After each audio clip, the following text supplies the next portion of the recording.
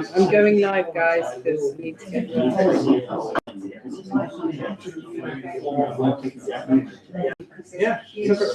right. We're going live. We're live. What's the one for live? Yeah. Okay.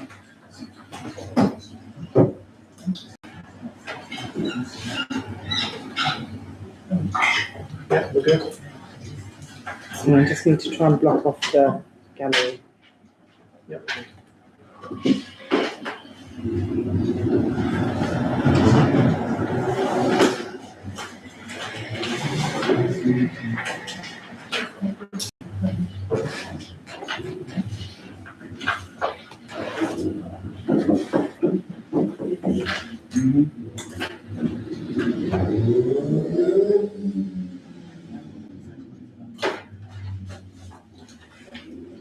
Okay.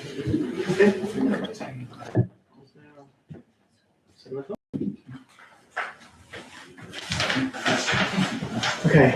Good evening, members. Welcome to this meeting of the full council on Monday, the 22nd of June.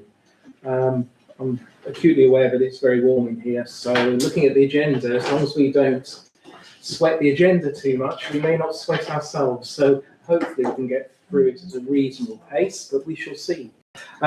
So let's just have a quick check. Chair's opening remarks. So I've got four things I just wanted to go through.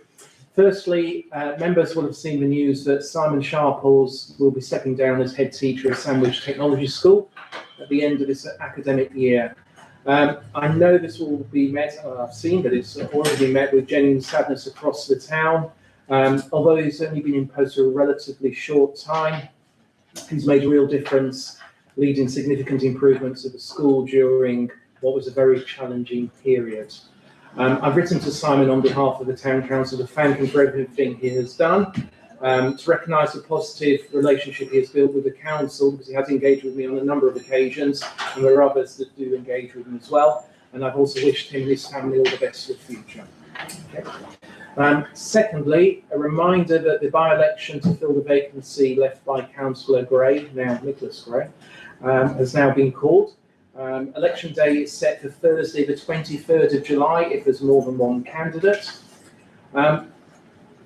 Unfortunately, we've already seen attempts to create division around this election outside of this room. So I just remind everyone that's here that during the election period, we should all rise above debating and continue to conduct ourselves professionally and remain focused on what is important, which is our community.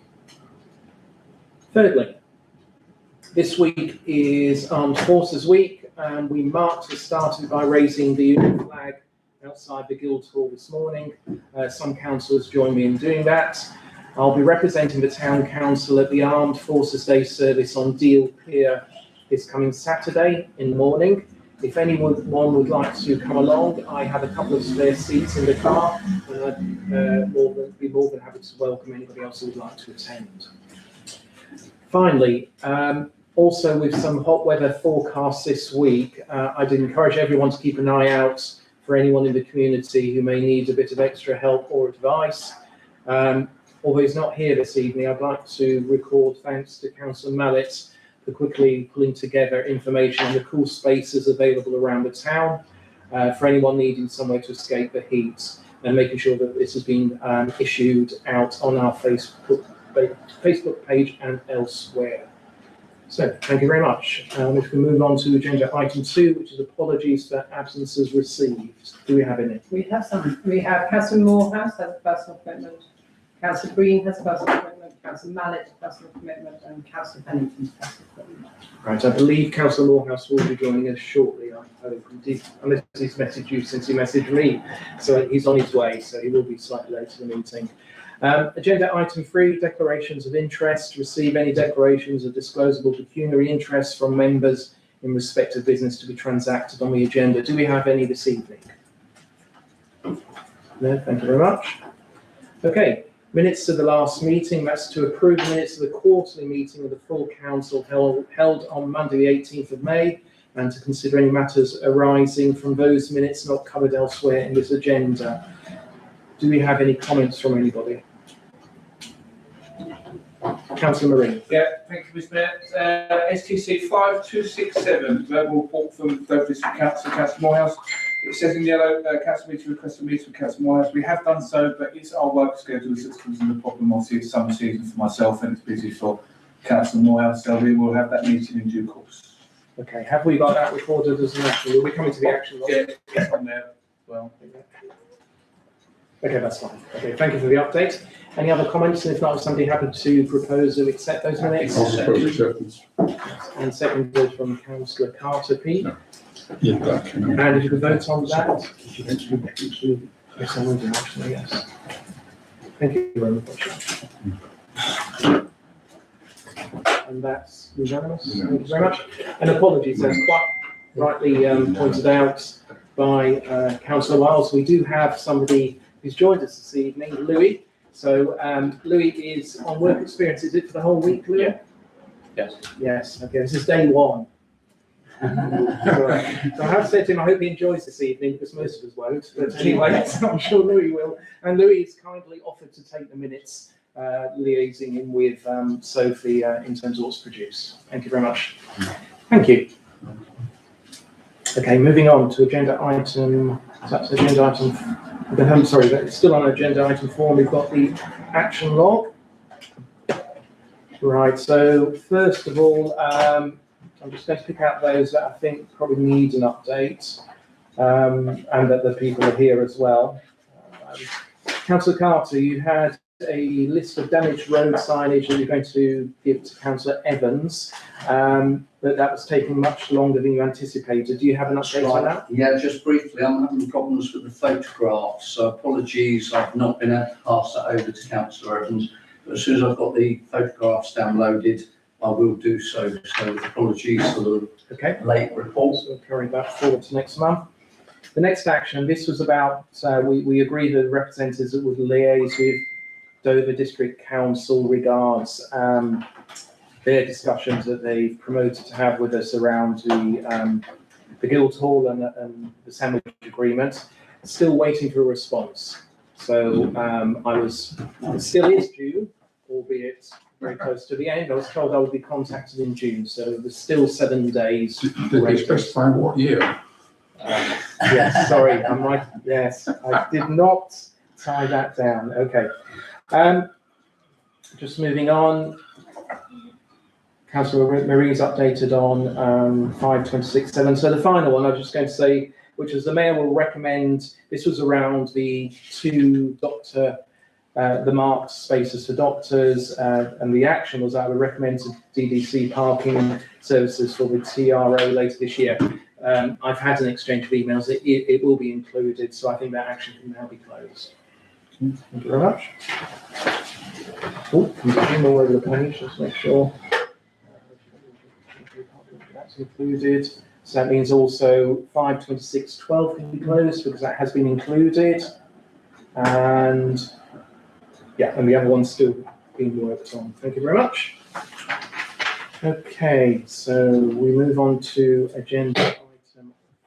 Well, actually, could I ask somebody to propose that we receive the updated action log? Councillor Marine, somebody second that. Councillor Franklin, we can vote on that. That's unanimous as well. Thank you very much. That's unanimous. Yep. Financial information. So first of all, we've been asked to receive and note the budget variance reports and commentary for the year to April 26. However, the note from the Finance Officer, they're not yet available. This will be presented to the FNGP on 24th of June, so that's 2 days' time, following the year-end shutdown, which will be completed. Now the AGAR is complete and will be available at the next meeting. So that is the reason why they haven't been prepared for this evening, is because of the review. Basically, we can't, the RFO wanted to keep the year end open until he had completed the internal audit with the internal auditor to make sure that everything was okay, because once it's shut down and can't be changed or, you know, anyway. So that was done with the internal auditor and everything was signed off and fine, and so then now he can move forward onto the new year, because you can't start generating reports in the new year until the old year has been shut down. So that's why we can't have any tonight. Yeah, and there was just no time for him to get everything done in here. I understand that, and of course, we're talking about the annual review later on in this agenda, so we've got the outputs from that. So moving on then to part B of this agenda item, so the council to confirm nomination of 2 signatories to authorise mid-July payment schedules on Bankline. Are any of those who are able to do that happy to put their names forward? Councillor Franklin and Councillor Wise. And then secondly, we've also got council to confirm nomination of 2 signatories to authorise end of July payment schedule on Bankline. I'm happy to be one of those. Somebody happy to be the second one? Councillor Franklin again. Okay, could vote on that. Somebody have to propose those names. Councillor B. Carter and seconded Councillor Anderson. Could vote on that. That's unanimous as well. Thank you very much. Okay, agenda item 6, public participation. This is the opportunity for members of the public to present information to us that would not exceed 5 minutes. We have 20 minutes put aside for that session. I believe there is nobody requesting tonight. Nope. Very much. Okay. The next one's going to be difficult, so I think we'll pause that one. It's a verbal update from our 2 district councillors. Obviously, one of them doesn't attend at all, and the second one is en route, so hopefully he'll arrive before we finish, so we'll come back to that. Peter, your opportunity. Yeah, Good Kent evening. County Council report this month is, Kent County Council is to set up Kent Water Resilience Partnership, chaired by the leader of the council, bringing together the water companies, local authorities, regulators and stakeholders with a view to working together to solve the current water and sewage problems. With respect of the reservoir that's planned, I went to a Stourmouth meeting last month and it wasn't very good. They've done a report there and they want to extract 22 million litres from the junction of the Stour and Little Stour. And one of the Stourmouth council pointed out that that's where they had hundreds of dead fish and loads of dead swans where they had sewage released there. The farmers aren't happy about it because they recommend the Stour gets below a certain level they can't water their crops. So I think there's going to be a lot of arguments between now and when it goes forward. But that is dependent on all this going through, and that it's primarily for the new housing that's being built in Canterbury and Whitstable. But it will have a knock-on effect for all areas because obviously they're drawing water from Thanet and other areas when they're short. So I'll keep you updated on that. Also next month, or this month, is going to be a fly tipping conference, which is going to bring together all the district councils and enforcement bodies, police and local farmers, because there's a big problem in Kent with fly tipping, and it's cost £345,000 in the last year to clear it up. So that's another thing we're doing. A new library is opening, folks, and all the libraries are going to be getting refurbished. So we're going to be big on libraries in the next couple of years. Okay, that is a council-wide commitment. The work started on the 299, which probably a lot of you use. It's nearly done London bound, and it should be done in the next 2 or 3 weeks Kent bound. But it's only a temporary repair because to repair the whole motorway is going to cost over 60 million. We're trying to get a grant from the government to do that, but everybody be careful what you wish for, because if the road is dug up, it's going to mean a lot more hold-ups than what's happened with being closed overnight and patching it up. So when we do get that, as I say, be careful what you all wish for, because it's going to be a major upheaval. The KCC, and the last thing, they voted for the Lord's Prayer and the National Anthem. A lot of councils do it.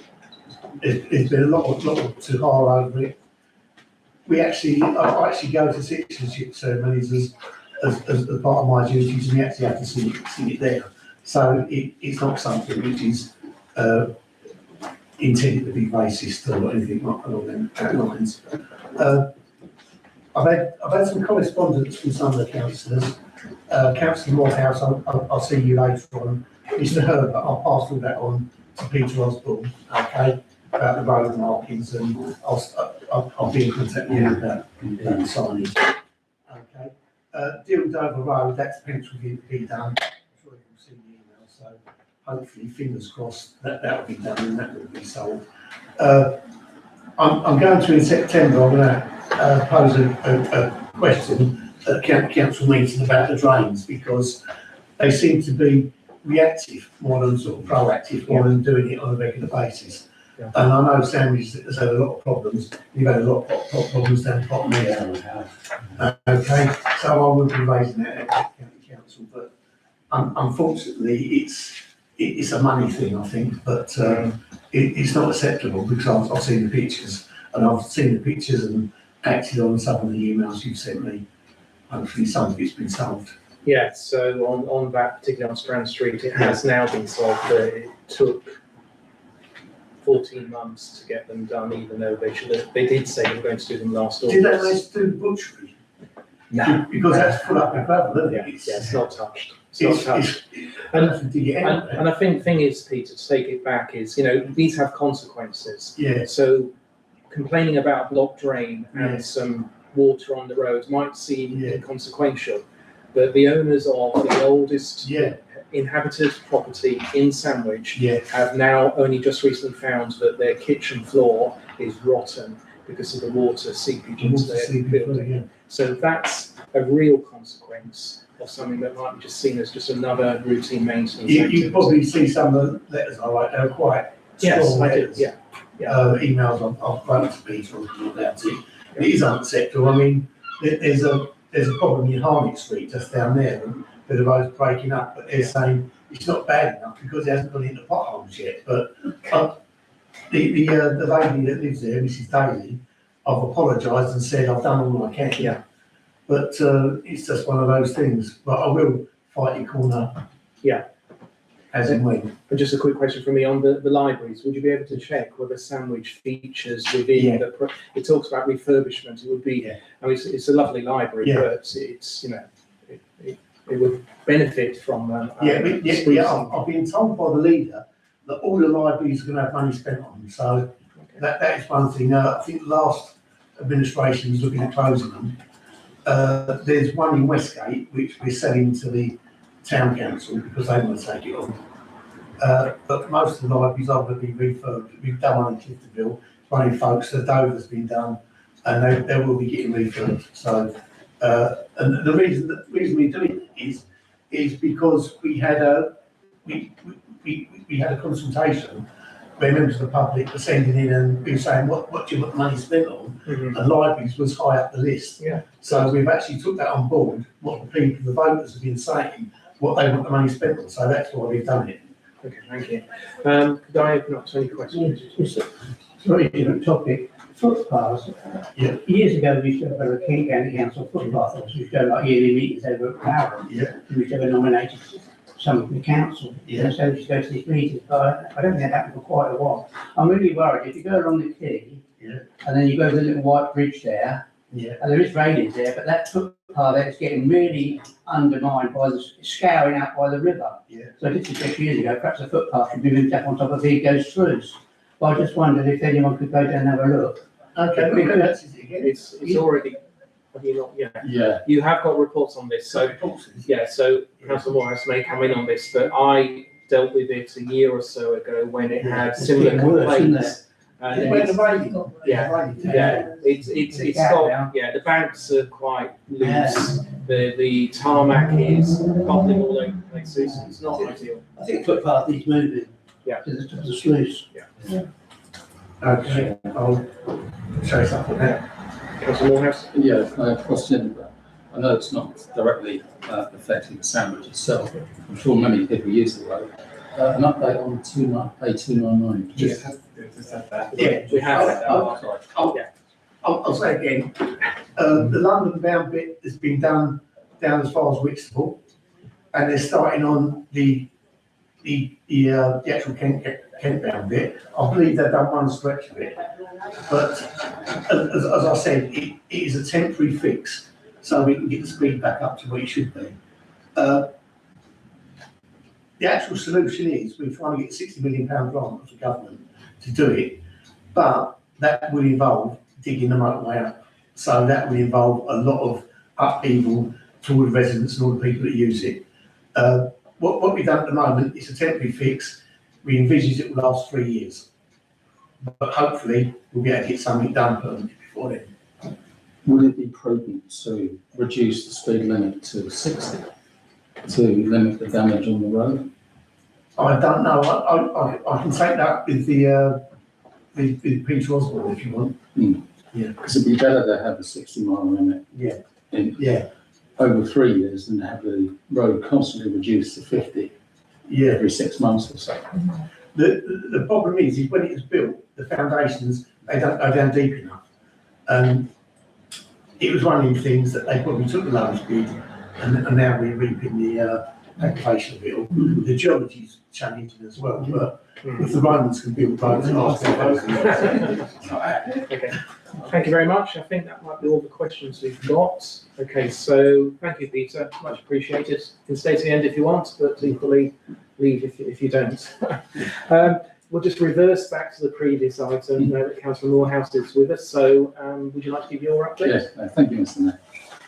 So with respect to number 57 New Street and the meeting that representatives of SCC's planning committee and I attended on Monday the 26th of January, I have today received a response from the planning development manager at Dover District Council, which is, on researching the matter, the answer was not what I expected to be, so I wanted to discuss internally before advising you. Unfortunately, due to the number of buildings on the register, Historic England will not consider Grade 2 buildings outside of London unless they are for worship, which isn't the case here, and this is therefore not an option for the Dover District Council to consider. Secondly, on the community routes van will be on Sandwich Quay from 9 AM to 11 AM on Thursday the 25th of June. Going on from that, on Friday the 19th of June, I received the members' weekly planning list, which included planning application 25/00472, Archers Road Farm, Sandown Road, Sandwich, Charlie Tango 39 November uniform, and that is for the erection of 35 residential dwellings, associated access, open space, landscaping, drainage, infrastructure works and earthworks. And the comment on there is that the red line and the number of units has changed. With regards to the street sign issue involving the three properties located in a tract of Polders Road, which was facilitated by the former residents of one of these properties, requesting an erroneous street sign without consultation with the neighbours. Last week there was an incident that was brought into sharp focus on why the street sign required removal as a matter of urgency. A heavy goods vehicle considered the tract to be an accessible part of Polders Road due to the street sign that was in situ. The vehicle was trying to deliver to the stables at the end of Polders Road, burst the tyre and caused significant damage to the hedgerows and surface in the trying to negotiate an exit. Residents spent 30 minutes undertaking traffic management to prevent further chaos. The stables at the bottom of Polders Road do intermittently receive deliveries via HGV. This is the first time it's happened because of this sign.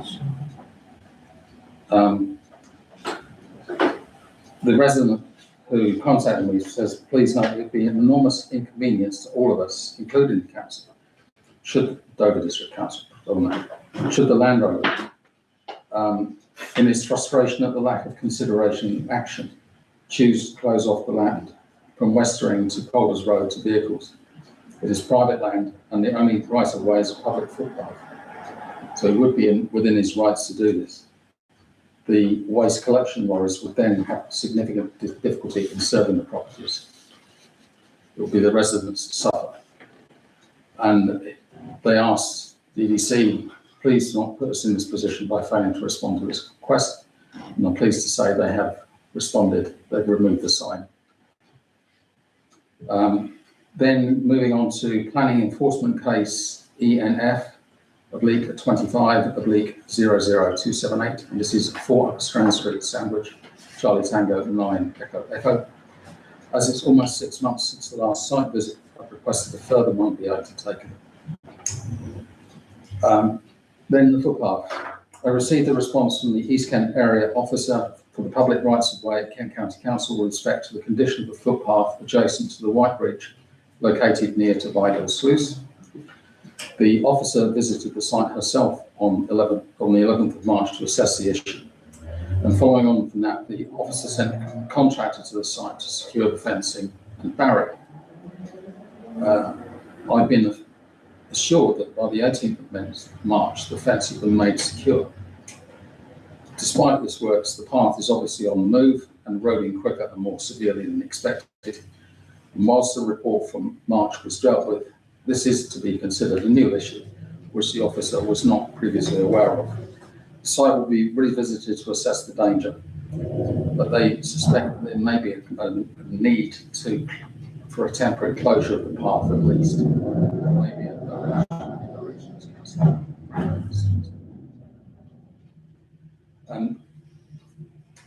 and then moving on to the last contentious issue that I've been in contact with DDC since April last year, and that's the road markings.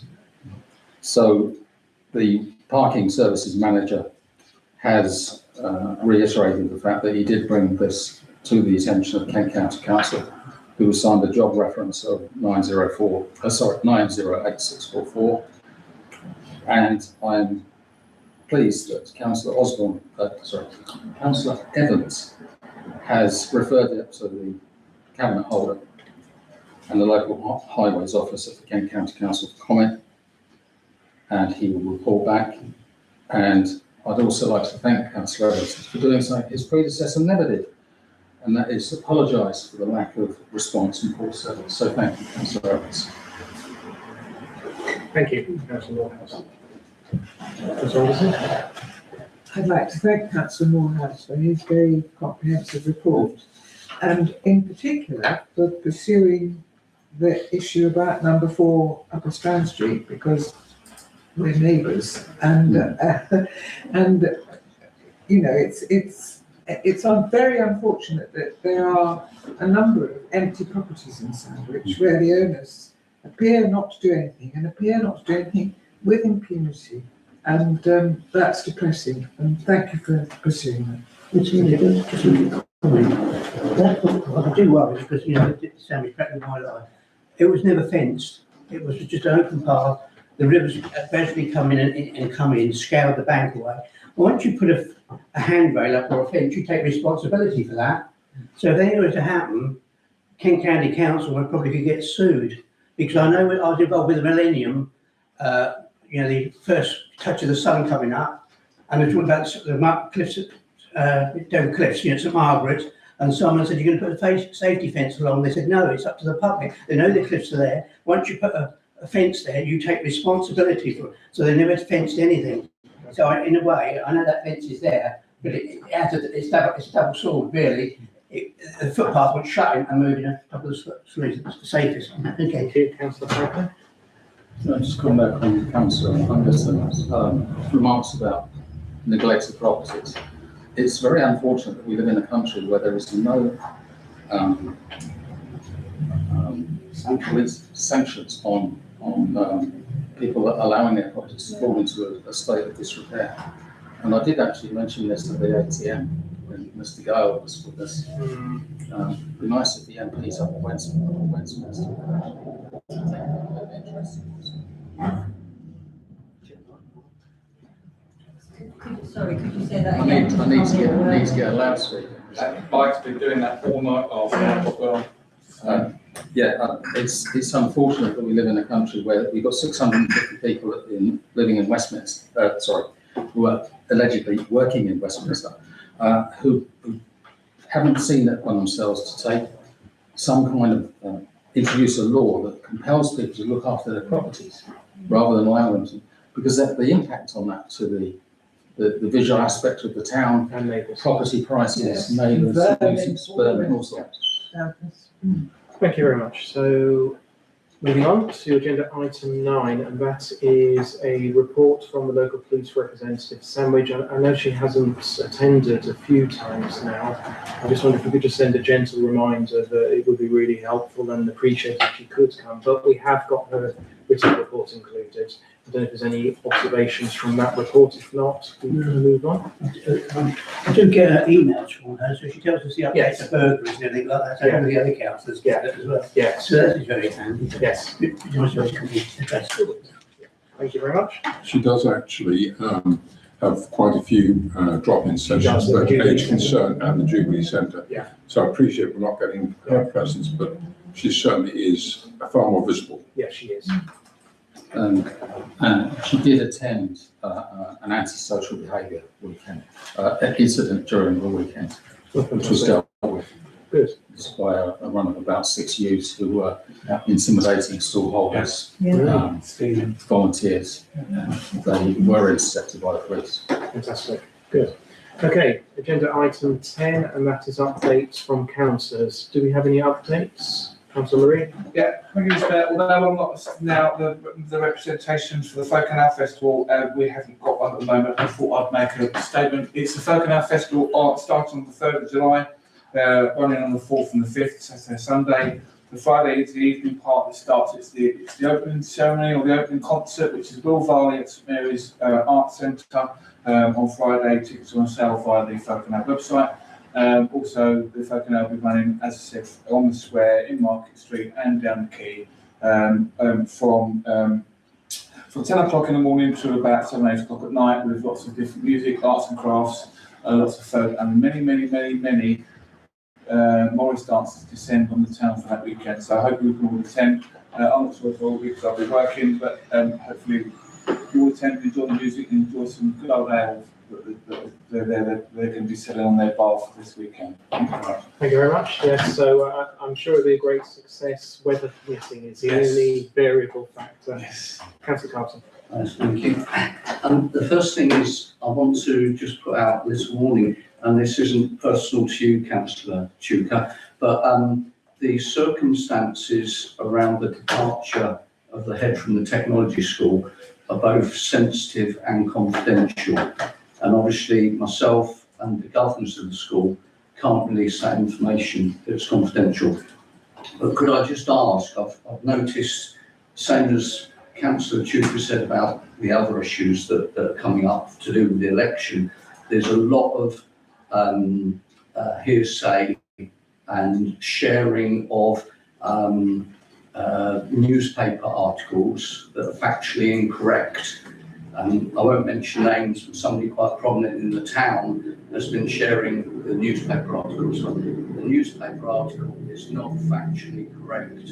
So I'm just asking if people could be really careful and sensitive about the whole situation. The school's been going through a difficult time. It's being turned around. Everything is being addressed. Everything's okay. But we've got pupils who have been taking exams just recently, and really we're looking forward to a big intake in September. And really we don't need anybody. If you could just let people know not to spread rumours or anything like that. That wasn't in regards to what you said earlier. No, so I'll come back on that because what I've reacted to is obviously a letter that was issued by the headmaster himself, so that's fact. And the response that I've given to him is, and I'll share it with councillors, is very professional, very focused on him. It isn't of any relevance to the media interest in this. And the reality, because you've already just touched on it, Simon was very effective in the 2 to 3 years that he's been with us and made a real difference in that school, and you've just said that. So that's what I've recognised in terms of writing to him, and I thanked him for what he's done and associating himself with the council as well, which is great. So he will be a loss. Anything else that exists or doesn't exist is not really within anybody's minds here, I hope. Yeah, unfortunately we can't control everybody outside of this room. We can't control anybody outside this room. Well, really, so. Yeah, even in this room. Yeah. Thanks for Franklin. Especially Councillor Franklin. Thank you. I went up the White Mill and the volunteers there, the reception area, they're putting a new roof on that, they're doing a lovely job. The young chap that's working inside the mill, because they're taking out all the internal woodwork, all the sieves and everything, and he's making new equipment. I do encourage people to go out and have a look what they're up to. They actually got another big diesel engine, because if you ever got, they've got a thrashing machine outside, and they're going to get this other diesel up to get the thrashing machine going eventually. So it's all positive at the White Mill. It's fantastic volunteers. Threshing, not threshing. I call it threshing, that's a school teacher. And when you refer to him as young chap, is that relative, or is he a young chap? Because most people there are my age. No, So he's probably going to be younger. unfortunately, he's in his mid-20s. Mid-20s. But he's profoundly deaf, he's very talented, Yeah. but he can't get a job, because no one to take him on, no companies. So he's volunteering up there, Fantastic. and so anyone wants any, we want to do our bits around here, eventually, once he's done up there, because he's a fantastic young, very skilled. Fantastic. I just have one last one. I'm sorry, I didn't know if yourself or any of the other councillors had mentioned about the lovely time we had at the Brightling Sea Blessing of the Waters. You can, but I'm coming on to that Is that, as I'm well. sorry, But you I can. didn't want to spoil your glory for that, No, no. but obviously Councillor Tuker, Councillor Ripley and Councillor Marie, myself and Councillor Mrs Carter had an absolutely wonderful time supporting the Brightling Sea Lynn. We had a nice little march down High Street. We had some speeches, including one from our very own mayor, which was very nice. I think it was the biggest crowd I've ever seen up there.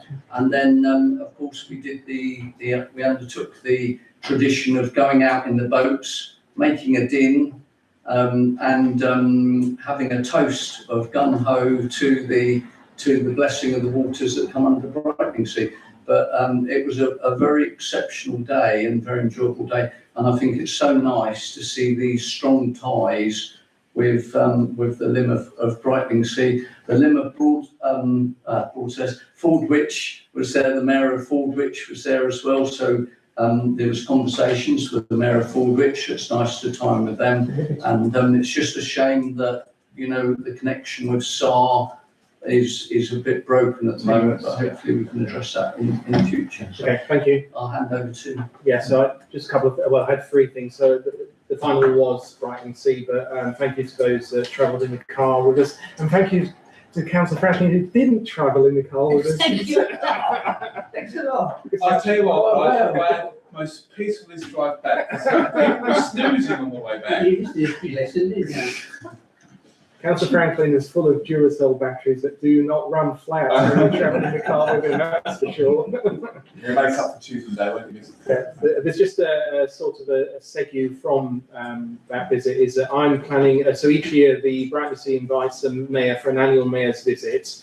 That is likely to be in the middle of August. And that involves getting a chance to tour the town, meet with the Brightling Sea representatives and enjoy a reception. So if any councillor, particularly any councillor hasn't been before, I will be travelling there. If you'd like to join me, please let me know, because it's a great chance to visit one of our Lynn ports. And Brightling Sea, actually, on a sunny day, there's nowhere better. So it's a lovely harbour and well worth the visit. Yeah, I was just going to say, years ago, the mayor and the mayoress, we actually took sweets to give to the school children, but it's not allowed now. No, it's not. The sweets are Safety. provided Health there by the safety. teachers. It's terrible, isn't it? It is. Okay. Two other very quick things. Over the last few weeks, I've had the pleasure of visiting two of our twin towns. I was a guest of the Mayor of Reims for their annual Fertile Festival, and that involved 32.5 kilometres of many residents of the town walking with the relics of their saint from their Catholic church. Fortunately, I was in a horse-drawn carriage, so it's fantastic. I didn't have to walk 32.5 kilometres, but we did in the carriage. We did full routes, so it was a really great day. And then the following weekend, I joined the Sonsbeck Twinning Association on their visit to Sonsbeck, and that was really good as well. and actually stayed with the mayor and her family. So that was really nice. And then finally, I recently met with senior representatives from Royal St George's and Royal Cinque Ports golf clubs to discuss the championship club golf events that they've coming up over the next few years. They really do want to link better into the town. They recognise there's opportunities there for tourism, and they're hopefully going to come back to me with some proposals around that. So they do really want to. And so, for example, the development on the other side of the toll bridge actually has been bought by them, by the McGurk family. So that will be developed eventually is linked into the golf club, because they think there's an opportunity for some more luxurious sleeping accommodation in the town. So they are aware and want to get involved in Sandwich and helping it improve the tourism offer. It's very interesting that, because in the tourism forum, we've been trying to get close to them. Princes has been much more welcoming than the Royals. The Yeah. fact that now the Royals are continued, I'd be very appreciative if someone could perhaps turn up on the 2nd of September when we've got the next tourism forum meeting.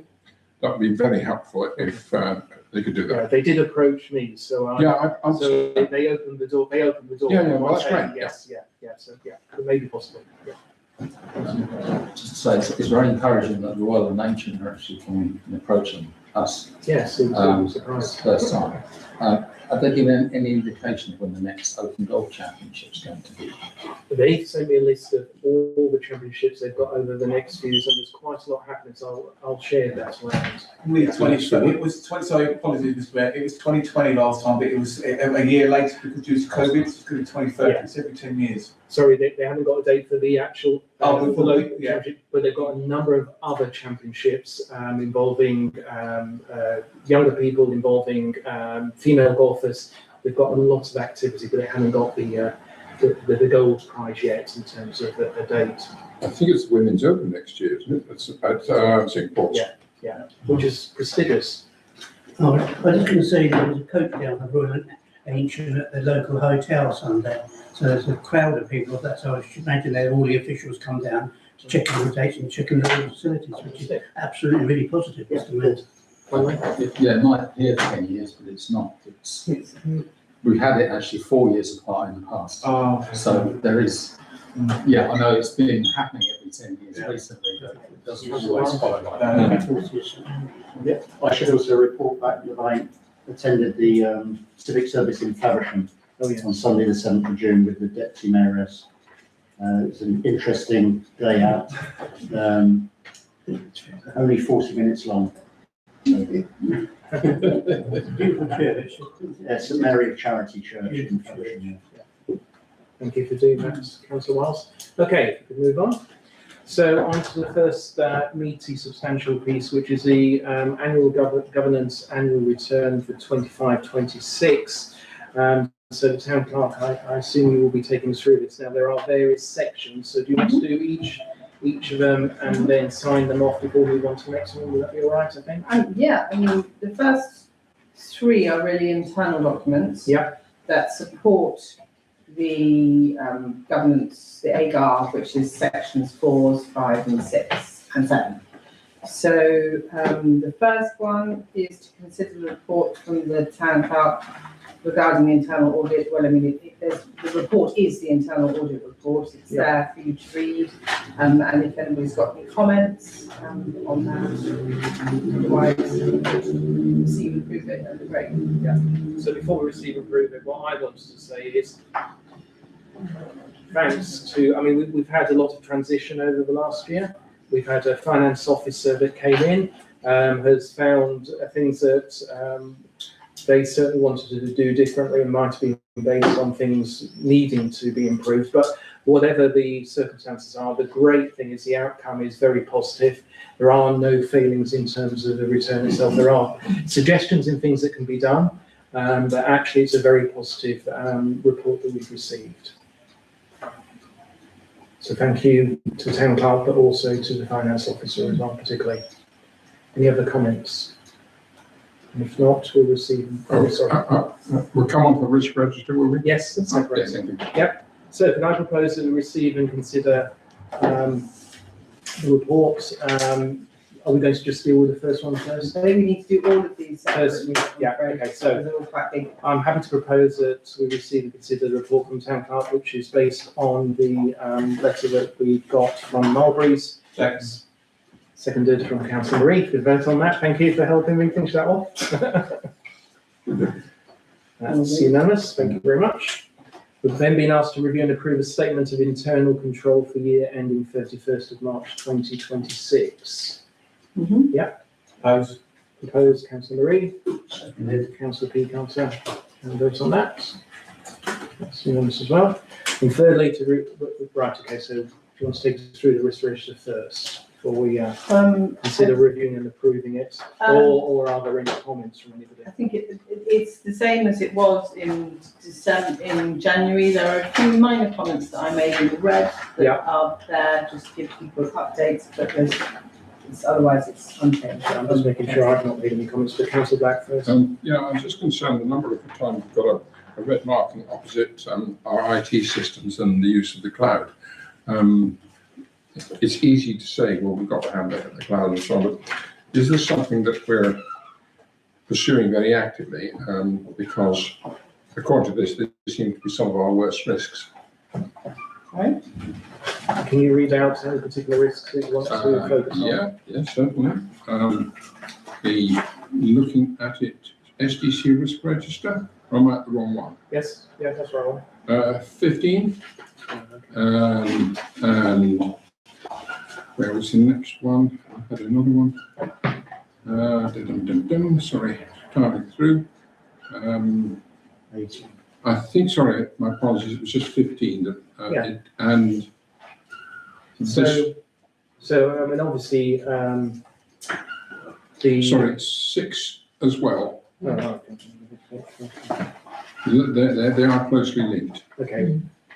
Well, let me talk about 15 to start with as a risk. I mean, obviously, there's a couple of us at least in here who've got work experience in the IT community. Any information that goes into the cloud, you have to make sure you've got robust arrangements in place. And we are using a reputable, national recognised IT service provider. And that's recognised as one of the mitigation actions against it. I'm just wondering what else do you think might be missing, if anything? Well, it's got it as one of the highest risk ratings. Well, yes, it would Well, be. no, the cloud is the mitigation.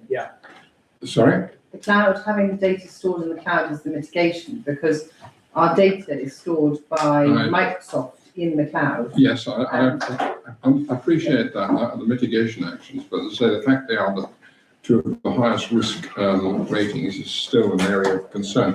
I would have thought if we're really happy with all of this, the risk rating would have gone down from 6 maybe to 5 or 4. So the 6 is a multiplier of the 2 times 3. The impact is what's recognised, and that's what scores 3. So that, the impact you normally wouldn't be able to change unless you had an alternative solution. So the impact is the impact, because we are putting information into the cloud. The likelihood is 2, not higher than that. But when you multiply that makes 6. It makes a high score, of course. I'm not sure what else we can do, because we are using reputable supplier. You won't be using systems in like servers that we have ourselves. It has to go into the cloud nowadays. That's how IT's run. But Councillor Carlton may have some observations. Yeah, I was just going to say this is general rule of thumb now. Yeah. So the railway company I work for, we had one cyber engineer or officer. We've now got a team of 5. Yeah. It's the risk due to the current volatility in the whole world, and in particular with dare I say it, Russian intervention. It is a high risk rating. So with the railway company, where they recently laid off a number of staff, the only area that was recruited for was cyber management. That went from 1 person to 5 people.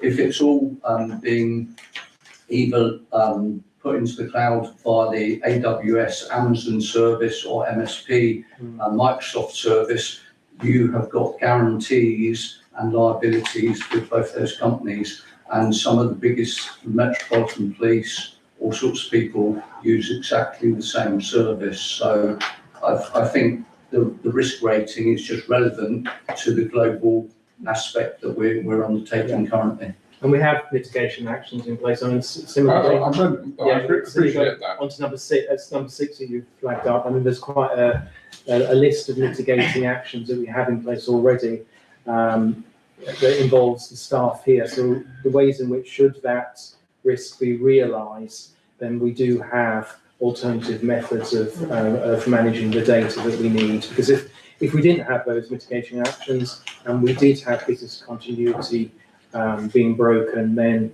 we wouldn't be able to operate. Yeah.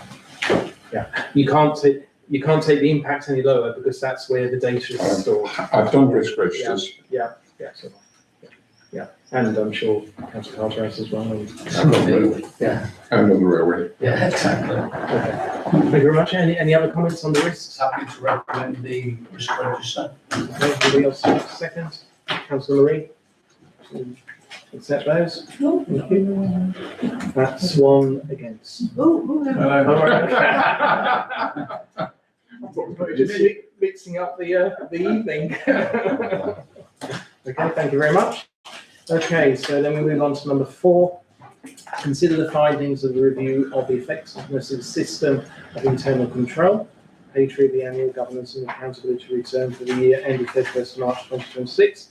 Statement of internal control to be read by the town clerk and council asked to approve. Okay. So we acknowledge as members of Sandwich Town Council our responsibility to ensure that there is a sound system of internal control, including arrangements for the preparation of accounting statements. We confirm to our best of our knowledge and belief that with respect to the accounting statements for the year ending 31st of March 2026, now these statements actually match up to the internal audit report.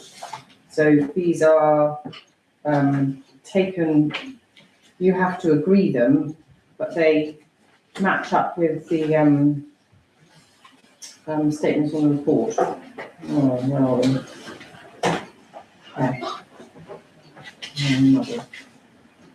Yes. So, section 10. So here we are, annual governance statement. So page 11 of 19 of the internal audit report. So we have put in place arrangements for the effective management, financial management during the year and for the preparation of the statement of accounts. The internal auditor says we can say yes, accounts follows latest accounts audit regulations and practitioners' guide recommendations. Number 2, we maintained an adequate system of internal control, including measures designed to prevent and detect fraud and corruption, reviewed its effectiveness. The internal auditor says this is a yes. There is regular reporting of financial transactions and accounting summaries, offering the opportunity for scrutiny. Number 3, we have assured ourselves there are no matters of actual or potential non-compliance with laws, regulations and proper practices that could have a significant financial effect on the ability of this authority to conduct its business or manage its finances. Yes, the clerk advises the council in respect of its legal powers. 4, we have provided proper opportunity during the year for the exercise of electors' rights in accordance with the requirements of the accounts and audit regulations. Yes, the requirements and timescales for 24-25 year end were followed. Number 5, we carried out the assessment of the risks facing this authority and took appropriate steps to manage those risks, including the introduction of internal controls and or external insurance cover where required. Yes, the council has a risk management scheme and appropriate external insurance. 6, we maintain throughout the year an adequate and effective system of internal audit of the accounting records and control systems. Yes, the council has appointed an independent and competent internal auditor. Number 7, we took appropriate action on all matters raised in the reports from the internal and external audit. Yes, matters raised in internal and external audit reports have been addressed. That's all right. Number 7, number 8, we considered whether any litigation liabilities or commitments, events or transactions occurring either during or after the year end have a financial impact on this authority, and where appropriate to include them in the accounting statements. Yes, no matters were raised during the internal audit visits. Trust funds, including charitable, in our capacity as the sole managing trustee, but we discharge our accountability responsibilities for the funds, assets, including financial reporting, and if required, independent examination or audit. Yes, the council's met its responsibilities as a trustee. Number 10, this is the new one for this year. We have put in place arrangements for the effective IT and data management in accordance with proper practices during the year under review. Yes, council's met requirements of governance assertion 10. So, if you're happy to approve it, then the chair and the clerk will sign it. Proposed to approve. Happy to second. Councillor Riccobene, second. Hang on. We can vote on that. That's good. Thank you very much, that's unanimous. Alrighty. So if you could sign there, please.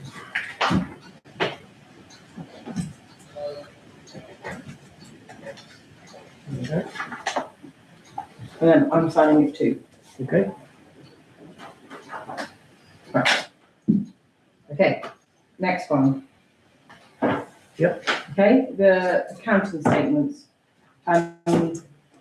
They are really, I don't think we need to read all of those out. As long, if you are happy with them, the accounting statements, then the mayor you can approve those and then the mayor can sign them. Proposed. So we have to second, that we, Councillor Riccobene again. Vote on those. It's unanimous as well. Councillor Arles, you happy with that? Yep. Yeah, thank you very much. Needs to be signed, Yep. isn't it?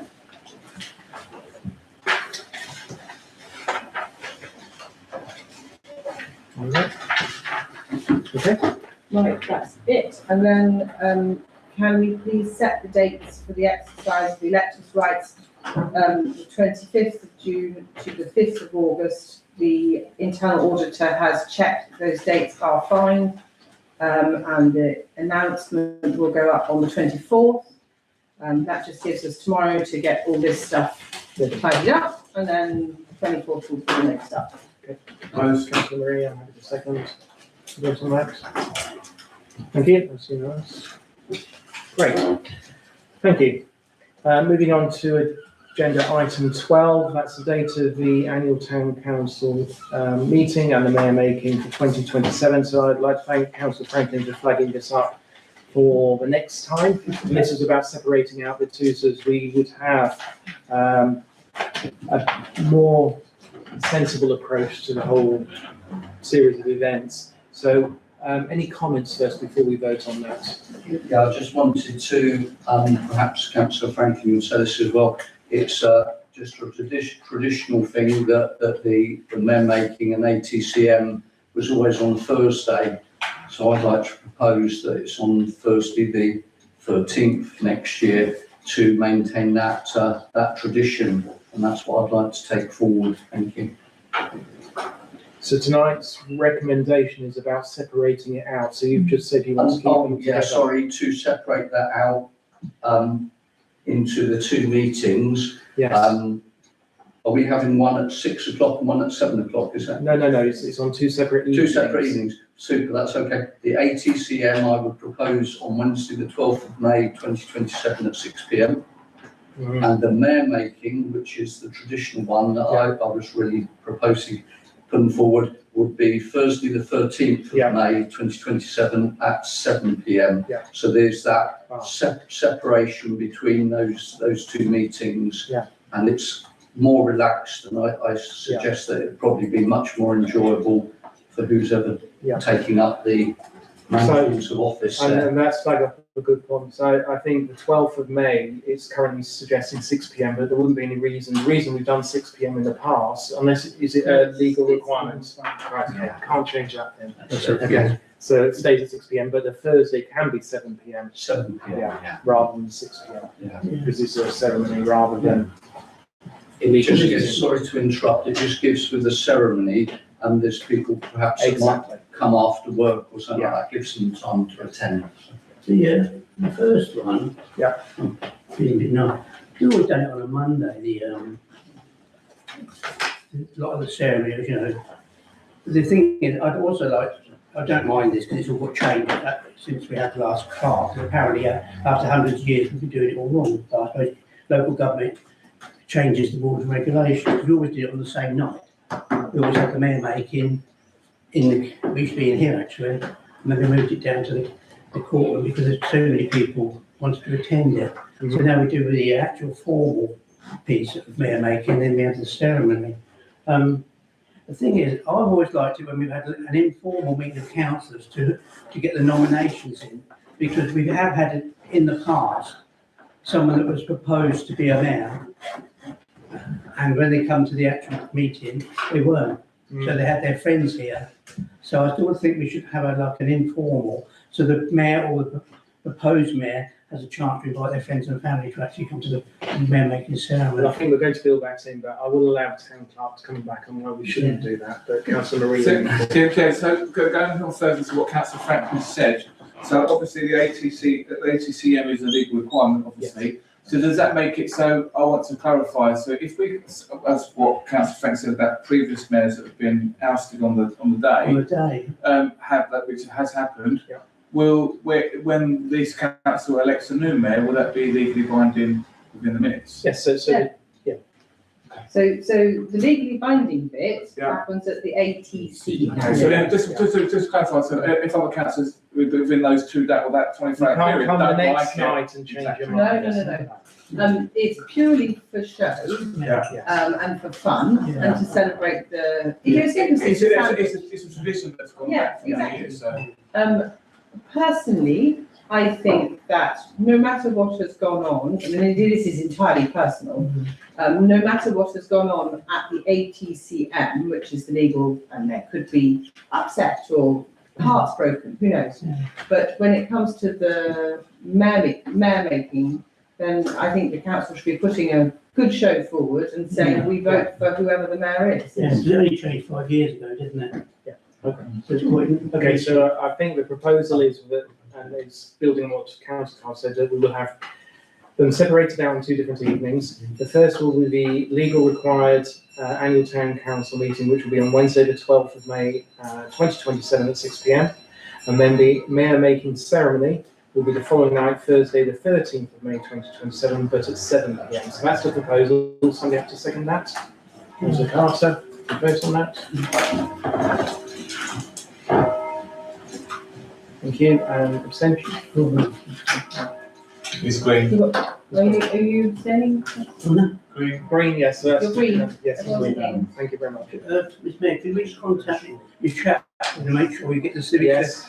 the following Sunday and not like a month after, Yes. to get the continuance. Thank you very much. Okay. Next agenda item is agenda item 13. That's outside bodies representation. So we've got a report from the town clerk. Would you like to just take us through that? And what you'd like to achieve? Just that there are a few vacancies. I think one of the things of the annual town council meeting being compressed for time, and we won't have to worry about this next year, we weren't able to review the outside bodies representatives at the annual town council meeting, so this was postponed from that meeting. We have vacancies, 1 councillor vacant on the Sandwich Festival Association, 1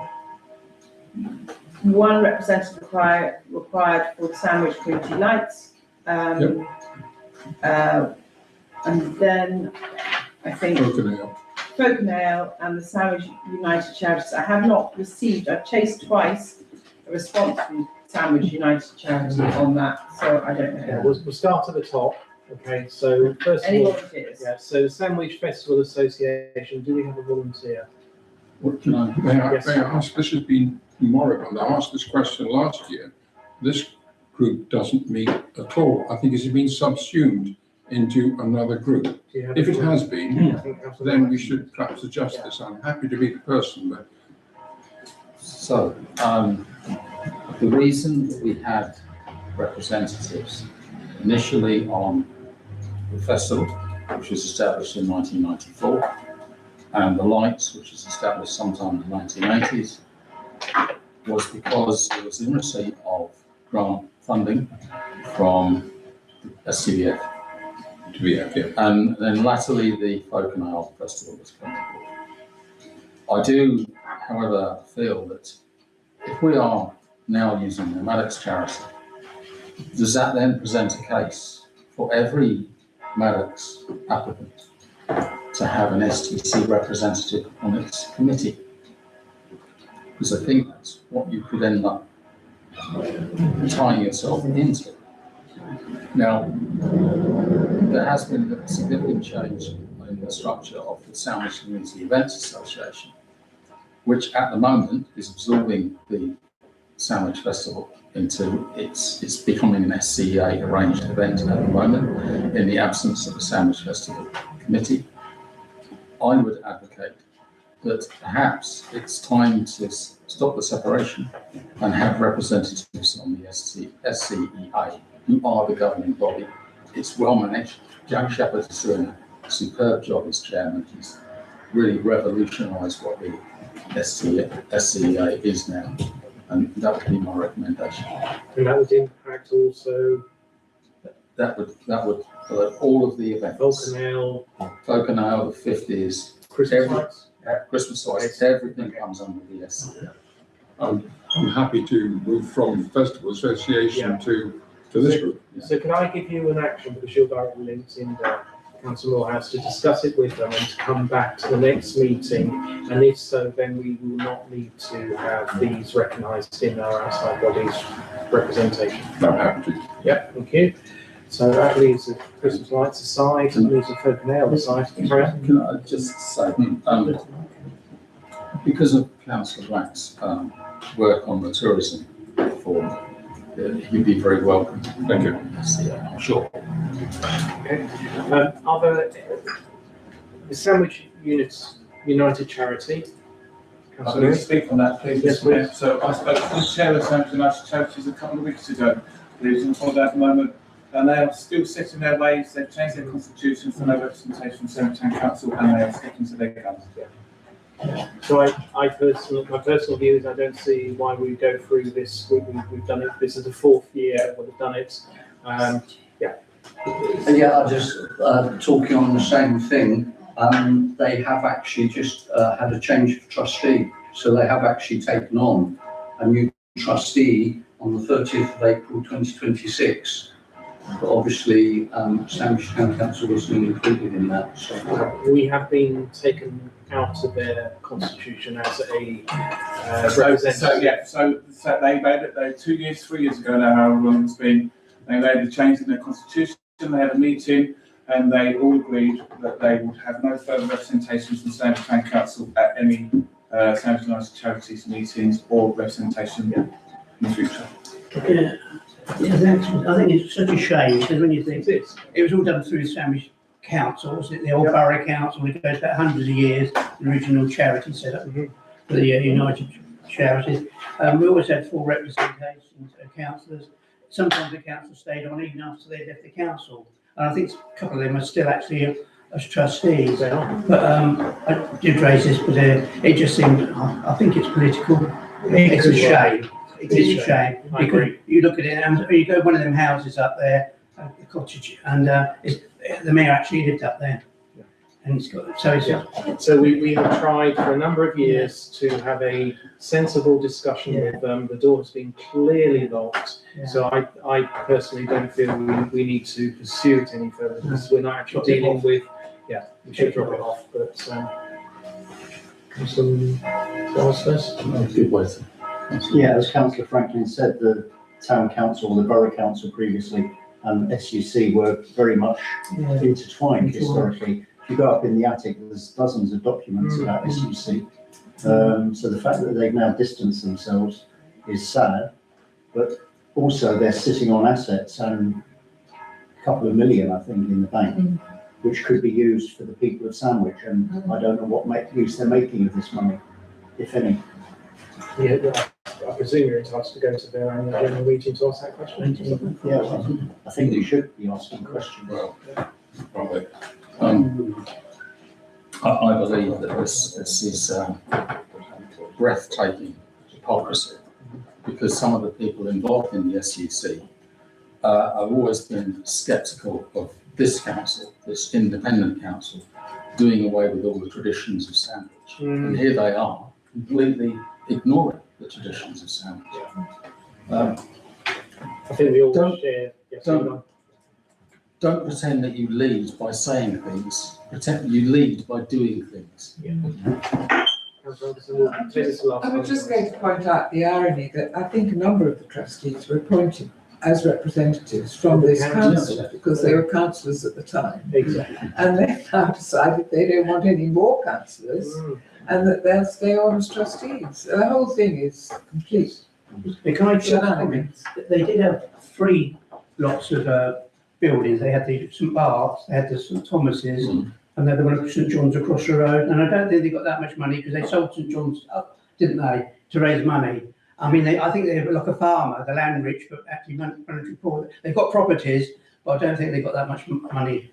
But if you look at the They charter They commission have. accounts, Yeah, if you look at the accounts, it does suggest. So final comment from Councillor. Yeah, can I just make it quite clear, please, that from on my perspective, that I am a personal friend for the chair of the Thames United Charities, but I do agree with what you are saying. I don't disagree with any of the comments that have been made here regarding the relationship between STC and the Thames United Charities. However, I do know that the Charity Commission has accepted their new constitution and they've approved it. In regards to the relationship the STC has with regarding ceremonial things like St Bart's Day and stuff, that will still remain in and the mayor and the council will be invited to all those meetings, I do believe, as those events. Okay, thank you. So unless anybody's declining their name being listed on any of these, I'm happy to propose that we move forward. Sorry, Mr. Mayor, one more thing, apologies. There is a vacancy on Port Haven Commissioner's thing. It's been advertised by Dover District Council. I have applied for it myself in a personal capacity. Fantastic. Good luck. Good luck. Okay, so I propose, seconded by Councillor Carter, good votes. And now, I thought you got seasick when you got water, but anyway. Good. I have now, Jeff. Okay, moving on. Agenda item 14, noise complaints. So can I just say that before we discuss this, that we're receiving a report on the handling and management of noise complaints at events. Key thing is, please note we are only discussing the general principles, the policies and procedures this evening, not any specific cases. And we should not discuss any individual residents or any event organisers.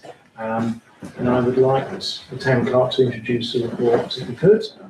Okay. Is your report? I wrote it. Okay. Basically,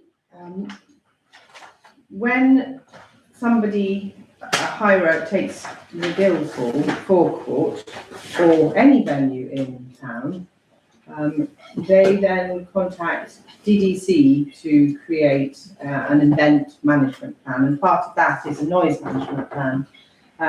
If an individual, a resident, has a problem, then they go to DDC Environmental Protection, and it's our Environmental Protection's duty to investigate that complaint. Basically, that is where the relationship lies. It's between the complainant and DDC. STC are hirers of the forecourt. DDC have been very kind and said that they will forward all event management plans to us going forward so that we have those. But at the end of the day, it's just for our information. It is between the hirer and DDC to make sure that everything is in place for a well-run event. Anything else? I think only just that whilst we might well be informed about a complaint, and we might see documentation around it. We will not be investigating it ourselves, and we have no statutory responsibility in the investigation either.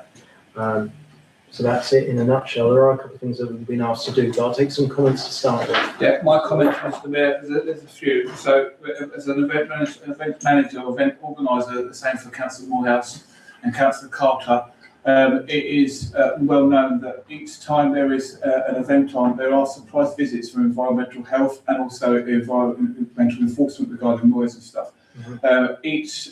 When I used to do it, I used to carry all the licences and all the paperwork with me, and it'd be on hand to show at any time if anyone requests it. Then regarding tenants, licences, etc., etc. On the Folk and Hours point of view this weekend, they've asked me to say that this weekend there is no amplified music in the street named. There will be amplified music within the establishments, but if that's up to the establishments and they follow the guidance and the laws that DDC require. My personal comment is this has been going on for a long time with a certain person. However, We're not discussing any, this is not about cases, this No. is about Yeah. procedures and Yeah. our Really, please role. be careful, This is our role. but I'm allowed to say it as a resident of this town, and I'm not going to name names or anything like that. However, if you purchase a property within the town that holds establishments, I've said the town, not the in question. It's, Councillor Marie, for tonight, that isn't relevant. What we're talking about is policies, procedures, process, and what we're establishing, the fact is the town council does not have a statutory role in that. The relationship is between anybody that complains, not any individual, but anybody that complains with Dover District Council. We do not need to take it to a place of talking about any particular circumstances, even if they're guarded statements. We should not be talking about any suggested individuals. No, and I'm not mentioning names or where locations at all. But however, the town is a busy town. It has a lot of entertainment in the town, and this is quite annoying that this keeps happening, basically. And all the events that I know and I've worked at have abided by the law that DDC have given regarding the environmental enforcement and noise complaints. And I think that's the key point. If there is a complaint from anybody, if it's proven, then action is taken. If it's not proven, then it's not a valid complaint, and that's the reality. So, any other comments? If not, are we happy? There are two things we've been asked to accept. Councillor, Can I just ask, we specifically suggested that we make compliance with noise control measures, but surely we want compliance with all DDC measures and all other legal requirements. I'd be a little bit unhappy about singling out one issue. okay. So that's for the second part of the Yeah. recommendation. So, could you just play that back to the town clerk? Yeah, So I understand. and I think just to focus on one issue leads you into other consequences. Rubbish or waste disposal or Absolutely. provision or- You have to comply with everything that DDC, KCC, and whoever else, has a legal responsibility. Let's face it, you've got health and safety and electrical issues. They've got to comply with that as well. Councillor Morehouse. So as an event organiser, I submit an event management plan, and then I get feedback if there are any questions from that. And I have to show that we're being responsible in every aspect of what DDC require of us. Yeah. Because if we fail to do that, then we're putting ourselves at huge risk. So we comply with everything that Yeah. DDC. That's good. And just to make it clear, it is known as well that when someone hires the land, it is the event or the person's responsibility to make sure that the waste is cleared, and it's the safety advisory group are the ones that would say yes or no regarding the event within the town, because they're conducted with the NHS, the police, the fire, and on waste disposal as well. And most of it now is you have to bring in your waste disposal, or there is a charge from DDC. So it's all above board. DDC have done well in that aspect, but it is the responsibility of the person that hires the land. It's not the responsibility of the landowner for that event. Thank you very much. Okay, so we've got two requests here, recommendations. First is to note the reports. and that there are different roles of the hirer, STC and DDC for events and environmental protection should a potential complaint be made. So I'm happy to propose that we note the different roles. I'll second that. Councillor Black. To note. Okay, then the second recommendation is to include a clause for future hire agreements. We're expanding that now to make sure that any hirer must comply with any measures required by Dover District Council. As per Dover District Council's event management plan. Just before we do that, I think just there's a little bit of clarity there, because I think that, I'm pretty sure that or if not, it's an easy amend to say that, you must comply with all the things. This proposal is, do we want a specific over and above the you must obey the law about noise control? So, see, our higher terms and conditions is pretty clear, and they are quite robust. And most of us have worked on it for a few years now, since we started charging for the hiring of the forecourt. My thing would be to say to run as per the terms and conditions of the Dover District Council event management plan application, because it all says it there: noise, waste, and obviously another subject. So Councillor Myers will elaborate a bit more, I think. Just to put it very simply, the terms and conditions is that we must comply with the requirements of Dover District Council's emergency safety advisory group. Yeah.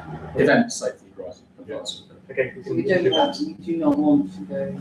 No, We can't single out one thing, we have to Yeah. do what the council has got, right, so the whole board's. So with that amendment, with that amendment proposed, if somebody happy to propose that amendment is made to the terms and conditions, so that was Councillor Morehouse proposed, and Councillor Reid second. We comply with. Please note, I'm abstaining on both these because I haven't seen the hire plan for the Guildhall, so I don't want to vote on something that I haven't seen, if you don't mind. Okay, that's fine. So we'll be doing it that it's all, the amendment is, it'll be all requirements, not one specific. And if there's a request, it might be worth circulating that round to Yes, councillors. please, yeah, that's really. We can see what's in there, so we've got the knowledge. Thank you very much. Okay, moving on to agenda item 15. So I'll introduce this one. This is the DDC parking strategy. So this report is about removing any doubt about the position this council has consistently taken on the Dover District parking changes impacting Sandwich. As you'll see in the report, it's not about reopening the debate or questioning the decision that's been made by Dover District Council. This has been through various stages of consultation and through various stages of governance and challenge within Dover District Council. The purpose of the report is to remind everyone, particularly others outside the chamber, that we've raised concerns at every stage of the process about the impact these changes could have on our residents, businesses and visitors.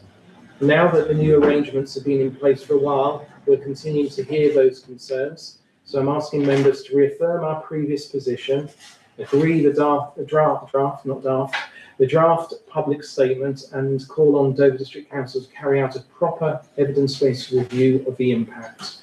That's what the report says. I won't go through it in any more detail, but happy to take any comments on this. If not, does somebody have to propose I'm it? happy to propose this, and I hope that this will be publicly recognised that Sandwich Town Council is making a big effort on the parking I strategy. know you've attended an overview and scrutiny I meeting. did. I've had Yeah. numerous meetings with officials within You Dover, have. been joined by Councillor Mallet on those. Exactly. So, yeah, and I am seeing the leader of Dover District Council on Wednesday this week, and this is the main topic of discussion. Excellent, excellent work. But before we go to that, I think Councillor Wise actually had a comment. Yeah, I very much welcome this statement because it shows that we have objected to these changes at every stage of the process. As I think the Mayor said, there is some speculation within the town. There's a certain so-called petition that's been circulating. It's not a petition. It quite clearly does not meet the rules set by Dover District Council for petitions because it contains questions within that. Yes or no, do you support this or oppose it? And yet it's being marketed as a petition against the parking changes, and also there's an implication in there that STC has not done enough to oppose these changes. Yeah, okay. So I think I very much welcome this statement. It's Yeah. very clear. So I think we'll take that out with this discussion because actually the petition is a parallel activity that's being run away from this council. We have done meaningful, measurable activities over 14 months. From as early as the start of 2025, and it's recognising we've done that.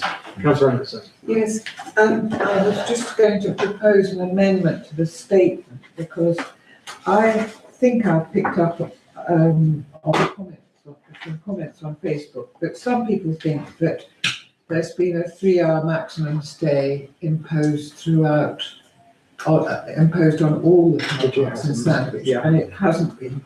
So I would like, I'm not sure which paragraph it is, where it says the council also, this is in the proposed statement. Yeah.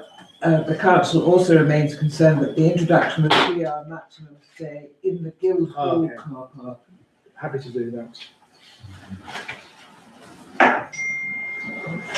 Thank you. And there may be another place which I haven't picked Yeah, up, I'll but it review has it. been Yeah, I'm clearly- specific. Yes. Councillor Marie. Yeah, so thank you, Mr Mayor, for your comments. I brought this up at the Townscourt Heritage meeting and asked if it to be escalated up to here to the full council on the basis that members of the residents of the town were concerned that the council weren't speaking on the behalf and speaking about the parking charges when they were implemented. Yeah. So I welcome this statement and I hope the statement will clear a lot of people's worries regarding what the council has done, because the council was very quiet, and I do feel now that when this statement goes out, people then realise that the council has been working. Yes, it has been quiet working in the background, but we have been working to try and resolve these issues. And I would say on Saturday I spoke to a dozen shopkeepers to make them very clear that we've been active. So I think there's a number of us here who have been vocal. Yeah. I think the choice of words of being quiet by people away from here has been a little disingenuous. And this report sets the record straight in terms of all the activities we have done. It's on video when we've discussed it. We have written, so I don't think there's much more we can do. Happy to recommend the proposals. So second, Councillor Wiles, the vote on it. Thank you very much. Okay. Now, the next item relates to the upcoming by-election. So Town Clerk, would you like to give us a verbal report on that? Yes, sorry, where's my piece? Yes, so, the reason this is a verbal report and not a written report is that I received, the election closed, notice of vacancy closed on the 16th. The papers for this meeting went out on the 17th. And the notice of election was given to me to put up on the 18th, and so I was unable to provide a written report for inclusion in the papers, so that's why it's a verbal report. We are having a by-election on the 23rd. The hub has been booked as the polling station, which is obviously got disabled access, which is good. The only really outstanding issue is whether or not we want to print polling cards or not. I asked the electoral services to do, this is an estimate of costs depending on how many people request postal votes, how many electors we have. So it is an estimate of the cost, and the cost may vary, but the estimate of the cost of this election will be £8,214.34. The electoral services then asked whether or not council would like to have printing or posted poll cards printed. We don't have to. If the election is uncontested and we have chosen to have poll cards printed, we have to say whether or not we're going to do it. The deadline for getting the printing done is before the uncontested election. So we run the risk of printing poll cards, and if it is uncontested, they will then go to waste. But that, I'm afraid, is where we are. So if we don't have poll cards printed, we can reduce the £8,214 by £2,619.57 approximately. And I would just add that in terms of the budget, each year we have estimated costs of running a by-election, and we have given £5,000 in our budget. So just to be very clear, that if we do invest the full amount that we've been asked to do there or thereabouts, then we will have to seek that money from elsewhere from the budget. Okay, so Councillor, your hand was up there. Yeah, thank you, Mr. Mayor. So in regards to, yes, this is an inconvenience, as I say, for by-election. There is a lot of talk at the moment that this council doesn't want the by-election, the poll cards to be posted out, and this election to be kept quiet. So for us as to be a transparent council, I do recommend that this council agrees that we allow the poll cards to be printed so they could be issued out to the residents, just in purely to stop a lot of speculation and a lot of talk within the town. Sometimes the dog's tail doesn't need to wag the dog, but that's just a personal reflection. Councillor Morehouse. Mine is a more pragmatic view, nothing to do with party politics and all this shenanigans which we don't need. The fact is, it's Sandwich North. Yeah. And without wanting to be rude, there are the demographics of Sandwich North, and I would think that most people, being traditional, would want to see poll cards. Yeah. Okay. Put that forward as a That's a proposal. good point. Councillor Wiles. So nominations close at 4 o'clock on Friday this week. Are you saying that we have to tell them before that whether we want poll cards or not? In order to get the poll cards printed in time, we're going to need to tell them Before. soon. So they'll be printed even if there's no Yeah, that's the point. or one nomination. Yes. I think we have to print them. Councillor. It's the whole question about trade-offs, which we all know about, given what goes on nationally. So if we spend this additional money, No, poll it's not cards. additional to the 8,000, it's included. It's within Yeah. 8,000. We can yes, reduce so our we bill. have a budget of 5,000. Yes. So there's a shortfall of 3,000. So where would the 3,000 come from? We will have to see where we can find it in the budget at some point, or it will have to come out of reserves. We do have reserves. Surprisingly, to one of our observers, we do have reserves that are Yes. not zero. It's been 5,000 years, so Okay, so we have to spend, 15,000 yeah. has been there effectively. No, because it doesn't run. I know. Each year you set a budget. Of course, but We'll have to review the budget next we year. haven't had, You have to review the budget next year because it We is haven't had election costs year in the next last year, 3 so years. it will cost a lot more probably next year. Yes, exactly. We didn't know what the cost was until it happened, and now it's happened. So, yeah. Any other comments? I'm just going to say, Councillor? Mr. Mayor, it seems crazy to me that we can't wait till after we see if we're going to get any candidates before we get the poll card printed, because we could waste over £2,000, Mm. which may be unnecessary. I mean, sure, who would print the poll cards? Is it Dover District Council in-house printing? I Can't we get them printed ourselves after the thing? Would it be true? Yeah, I mean, it's done by DDC, so I can certainly ask the question of electoral services. Yeah. should be. So Yeah. So I think we can continue on. So my proposal is that we accept the full cost, but we ask the town clerk to challenge about the deadline to see if there's any scope, because we all know this Friday whether there's one or more. And if there is more, then we have to take that, and we will have to find the extra funding from somewhere within our budget. Anybody have a second? that. To vote on it? Thank you very much.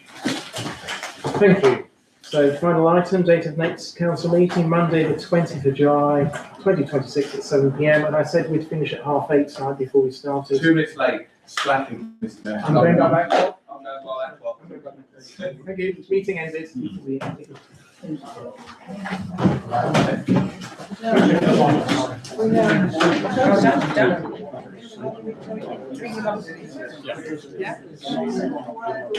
Oh, you're walking home? So you need to be able to get in. Where do you live? Okay, not far away. No, I'm not saying that.